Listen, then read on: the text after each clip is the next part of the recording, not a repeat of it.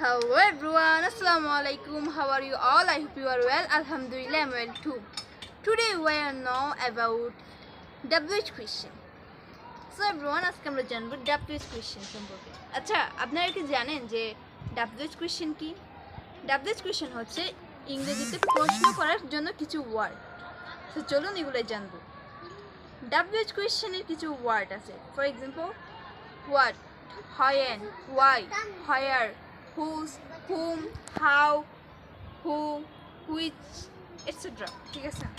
তো এখন যে আমি যে ওয়ার্ডগুলো বলছি এগুলো দিয়ে আপনারা খুব সহজে কোনো প্রেজেন্টেশনে কিংবা কোনো প্রশ্ন তৈরির ক্ষেত্রে আপনারা এই ওয়ার্ডগুলো দিয়ে প্রশ্ন তৈরি করতে পারবেন। সো এখন এগুলো দিয়ে আমি আপনাদেরকে ব্যাপারটা আরও ক্লিয়ার করার জন্য আমি এগুলো দিয়ে একটা সেন্টেন্স বলবো, যেগুলোকে এক্সাম্পল সেন্টেন্স হিসেবে আমরা ধরে নিব। তো চলুন শুরু করি। প্রথমে হচ্ছে হোয়াট। হোয়াট অর্থ তো আপনারা জানেন, হোয়াট অর্থ কি। আমরা প্রশ্ন করি হোয়াটস ইউর নেম, তোমার নাম কি।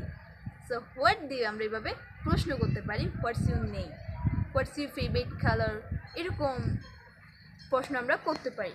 দেন হয়েন। হয়েন অর্থ কখন। কখন বোঝাতে, কখন অথবা যখন, এটা বোঝাতে কিন্তু হয়েন ব্যবহৃত হয়।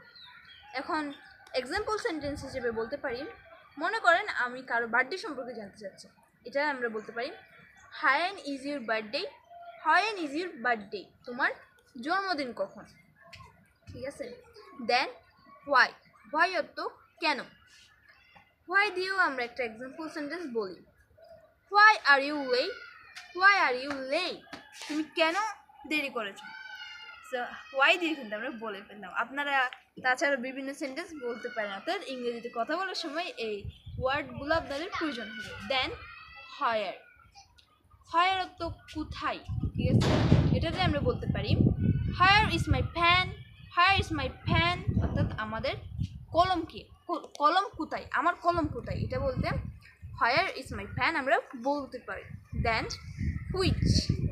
হুইচ অর্থ কোনটি বা কোনটা, ওটা বুঝাতে হুইচ ব্যবহৃত হয়। যেমন which colour do you like, which colour do you like, তুমি কোন কালারটা পছন্দ করো। ঠিক আছে, মনে করেন আমাদের সামনে 2-3টা কালার দেওয়া আছে, এই টাইমে আমরা বলতে পারি which colour do you like. Then whom. Whom অর্থ কি।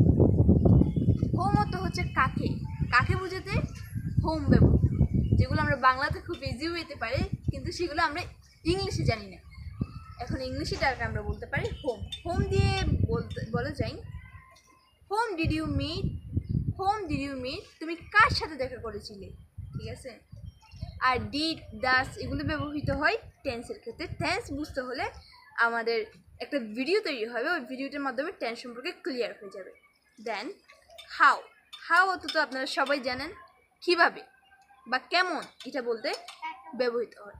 হাউ দিয়ে বলা যায় how are you, how are you, তুমি কেমন আছো। আমরা কার সাথে দেখা হলে বলি হাউ আর ইউ। ঠিক আছে। দেন হোস। হোস অর্থ কী। হোস অর্থ কার, কার মাধ্যমে, ওইটা বুঝতে হোস ব্যবহৃত হয়। For example, hose book is that, hose book is that, অর্থাৎ ওই বইটি কার, এটা বোঝাতে হোস ব্যবহৃত হয়েছে। সো আপনারা তো পারবেন। দেন হু। হু অর্থ কে, কে বোঝাতে ব্যবহৃত হয়। যেমন বলা যায় who is there, who is there, দেয়ার অর্থ সেখানে, অর্থাৎ সেখানে কে, এটা বুঝতে হু ব্যবহৃত হয়েছে। সো এগুলো ছিল WH কোয়েশ্চেন। আশা করছি এই ভিডিওটা দেখার পরে আপনারা ইংরেজিতে খুব সহজেই প্রশ্ন তৈরি করতে পারবেন। অ্যান্ড এভাবে নতুন নতুন বিষয় জানতে আমার চ্যানেলটা এখনই সাবস্ক্রাইব করুন। অ্যান্ড ভিডিওটা ভালো লাগলে লাইক করুন, কমেন্ট করুন, আপনার বন্ধুদেরকেও জানাতে শেয়ার করুন। সো নেক্সট ভিডিওর জন্য অপেক্ষা করুন। এই পর্যন্ত সবাই ভালো থাকবেন, সুস্থ থাকবেন। আল্লাহ হাফেজ।